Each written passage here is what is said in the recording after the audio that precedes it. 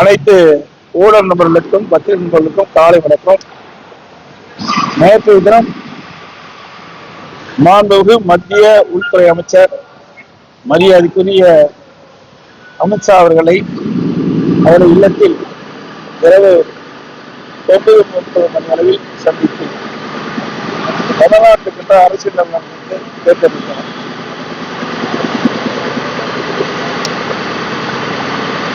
தமிழகத்தை பொறுத்த வரைக்கும் திராவிட முன்னேற்ற கழக அரசு அகற்றப்பட வேண்டும் என்ற அடிப்படையில் அனைத்து அண்ணா திராவிட முன்னேற்ற கழகம் தேசிய ஜனநாயக கட்சி மற்றும் பாட்டாளி மக்கள் கட்சி பல கட்சிகள் பேச சேர இருக்கின்றன. வலுவான கூட்டணி அமைக்கப்படும். என்னுடைய கூட்டணி வெற்றி கூட்டணியாக அமையும்.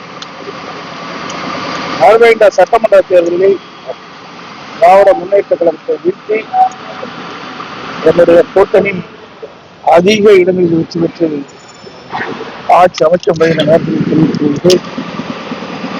அதோடு ஸ்டாலின் அவர்கள் அண்மையில உறுதியளிக்கப்பட்ட ஓய்வு திட்டம் என்ற ஒரு அறிவிப்பை அறிவிச்சுகிறார்.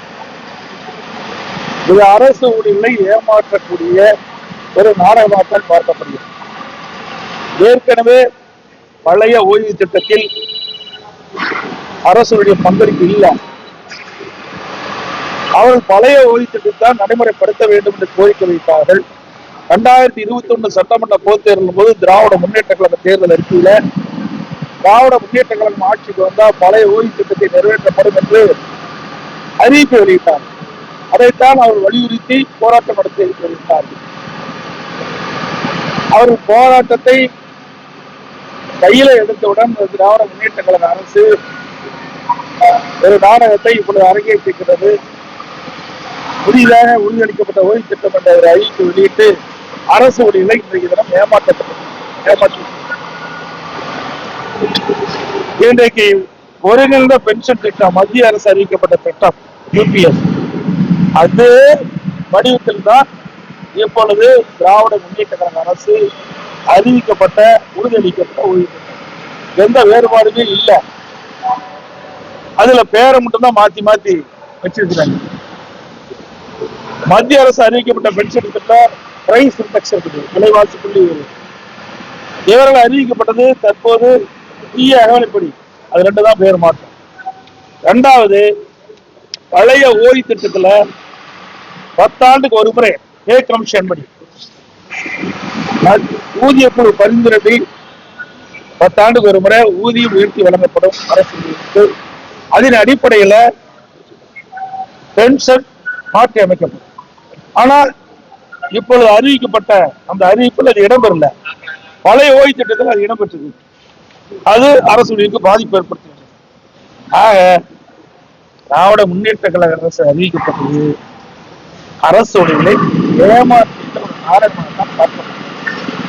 அதோடு இந்த தினம் உங்கள் கனவை சொல்லுங்கள் என்று அறிவிப்பு வெளியிட்டு நாடகத்தை அரங்கேற்றுகின்றார். மக்களை ஏமாற்றுகின்றார். அரசு பணத்துல 50,000 தன்னார்வலர்களை வீடு வீடாக அனுப்பி மக்களின் கனவை சொல்லுங்கள் என்ற ஒரு அறிவிப்பு வெளியிட்டார். இது பெண் அமைப்பின் மூலமாக ஆட்களை தேர்வு செய்து இதை நடைமுறைப்படுத்துவதாக பரவலான பேச்சு. இன்னும் ஒரு மாசம் தான் இருக்கு தேர்தல் அறிவிப்பு.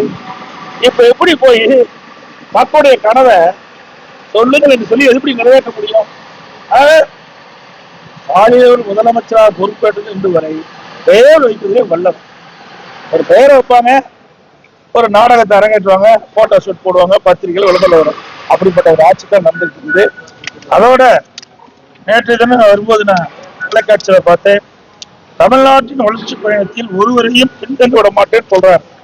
ஏற்கனவே தமிழ்நாட்டில் இந்த ஆட்சி அமைந்த உடனே பெண்ணுக்கு தள்ளப்பட்டு விட்டது. சுமார் இந்த ஆட்சி முடிக்கின்ற பொழுது 5.5 லட்சம் கோடி கடல்ல விட்டுட்டோம். 73 ஆண்டு காலம் ஆட்சியிலே பல கட்சிகள் புரிந்த போது 2020 வரை 5,18,000 கோடி தமிழ்நாட்டுடைய கடன் இருந்தது. இப்ப திராவிட முன்னேற்ற கழகம் ஆட்சி அமைந்த பிறகு 5 ஆண்டு நிறைவு செய்வது சுமார் 5.5 லட்சம் கோடி கடன் இருக்குது. இது இந்த அரசாங்கத்தை மக்களுக்கு பின்னடைவு தானே ஏற்படும். இந்த ஆட்சி ஏற்பட்ட பிறகு போதை நடமாட்டம் அதிகரித்து விட்டது. எங்க பார்த்தாலும் கொள்ள திருட்டு பாலியல் கொடுமை போக்சோஸ் வழக்கு அதிகமா பதிவு செய்து சிறுமிகளுக்கு பாதுகாப்பு இல்ல, பெண்களுக்கு பாதுகாப்பு இல்ல. இன்றைக்கு தமிழ்நாடு பின்னோக்கி கொண்டிருக்கிறது இந்த ஆட்சியிலே. சார், நேற்றுக்கு உள்துறை அமைச்சரை சந்திக்கும் போது அந்த கூட்டணி நிலவரங்கள் பத்தி பேசப்பட்டதா? கூட்டணி நிலவரங்கள் எல்லாம் பேசல, அதான் சொல்லியிருக்கோம். தமிழ்நாட்டில் நிலவுகின்ற அரசியல் சூழலை குறித்து கேட்டார். ஏன்னா அண்மையில அங்க வந்து புதுக்கோட்டைக்கு வந்து அந்த யாத்திரா நிறைவு விழாக்கா வந்தாங்க. அப்போ நாங்க போக முடியல. ஆனா எனக்கு வந்து சேலத்துல ஒரு மீட்டிங் வந்து கள்ளக்குறிச்சியில் மீட்டிங், அப்ப சந்திக்கலாம் திட்டப்பட்டது 2 மீட்டிங் விரும்புகிறனால நாங்க சந்திக்க முடியல. அதனால இங்க சந்திச்சு தமிழ்நாட்டில் இருக்கின்ற அரசியல் சூழலை கேட்டது. நேற்றுக்கு பாட்டாளி மக்கள் கட்சியை சேர்ந்த அன்புமணி ராமதாசுடன் அந்த கூட்டணி முடிவடைந்தது, சீட்டு எல்லாம் முடிவடைந்தது. சீட்டு எவ்வளவு அப்படின்றத பின்னாடி சொல்றேன்னு சொன்னீங்க.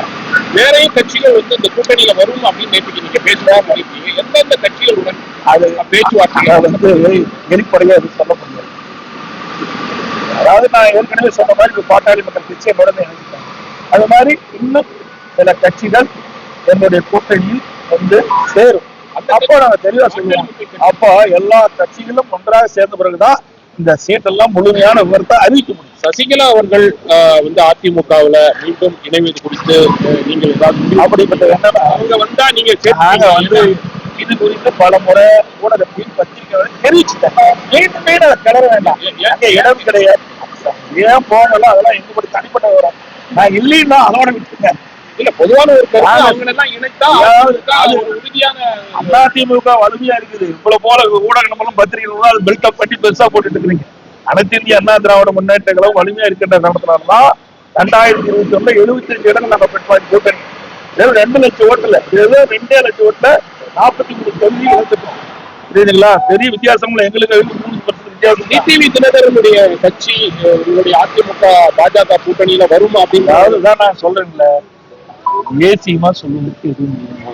சில கட்சிகள் எங்களோட வரும், பேச்சுவார்த்தை அதெல்லாம் வெளிப்படையா பேச ஒவ்வொன்றாக சேர்கின்ற பொழுது உங்களை எல்லாம் அழைக்கும், நிச்சயமாக தகவல் தெரிவிக்கணும். நான் இப்ப வந்து ஒன்று சேர்ந்தாங்க பாட்டாளி உடனே உங்களை எல்லாம் அழைச்சி பேட்டி கொடுத்தோம்ல.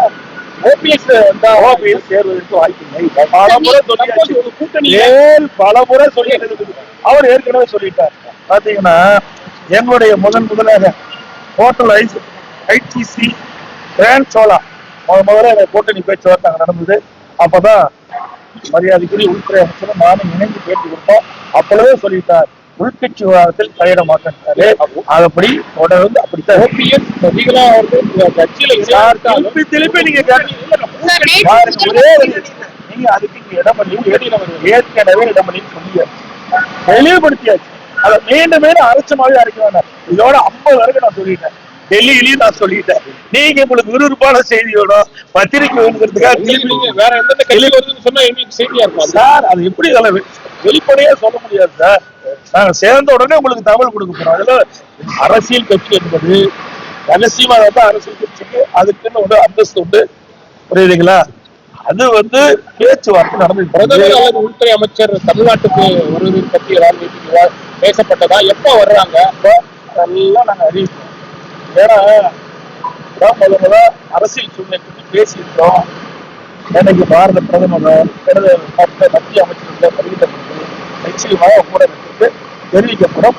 அது பாரதிய ஜனதா கட்சியுடைய தலைவர்கள் குறிப்பாக நாமளும் தெரிவிப்போம். நேற்று முதல்வர் பேசுறப்ப தமிழ்நாட்டை வந்து தமிழகத்தில் உள்ளவர்கள் தான் ஆட்சி செய்யணும், டெல்லியில் இருக்கக்கூடிய ப்ராக்ஸி அரசு வந்து ஆளக்கூடாதுன்ற ஒரு கருத்தை முன்வச்சிருக்கிறாரு.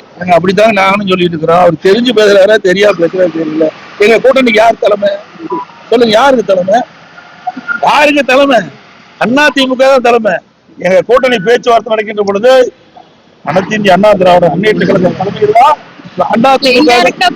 அதிமுக தான் ஆட்சி அமைக்கும் சொல்லியாச்சுல. அப்புறம் அவரோட காங்கிரஸ் சேர்ந்திருக்காரு. காங்கிரஸ் அவரும் எந்தெந்த காலத்துல திமுக இருக்கின்ற பொழுது அப்ப என்ன இந்திய எதிர்ப்பு போராட்டம் நடந்தது, எமர்ஜென்சி வந்து விசா சட்டம் வந்தது, அதெல்லாம் அரசு பண்ணாங்க அப்படின்னு ஒவ்வொரு முறையும் சொல்லிட்டு இருக்காரு. அது மட்டும் இல்ல, தலைவருடைய பிறந்தநாள் வருகின்ற நூற்றாண்டு விழா வருகின்ற பொழுது ஒரு கண்காட்சி நடத்துகின்ற பொழுது திரு ஸ்டாலின் அவர்கள் விசா சட்டத்துல சிறை இருக்கிற மாதிரி கேட்டாங்க. அப்படிப்பட்ட கட்சியில் தான் போய் கூட்டணி அமைச்சிருக்கிறாங்க. கூட்டணி என்பது அவ்வப்போது எல்லா கட்சிகளும் அமைச்சிட்டு இருக்குது.